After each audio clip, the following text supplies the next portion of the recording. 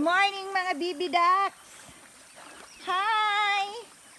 Hawa toy, maapakan ka toy.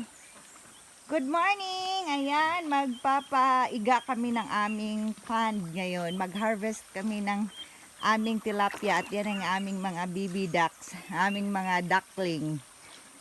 It's not ugly, but duckling. Ayun, habulan sila sa bulate. Ayun, ang aming mga ducklings. At ayan yung aking tuta kong si Sarah. Hello, Sarah. Huwag ka dyan. Hulog ka dyan. Ayan yung aming ducklings.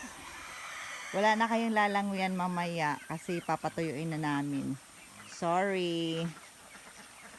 Ayan sa aming princess. Yung aming princess.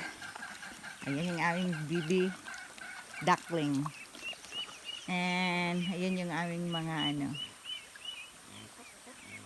yan, papaiga na namin to kasi mag-expansion kami, palaliman namin.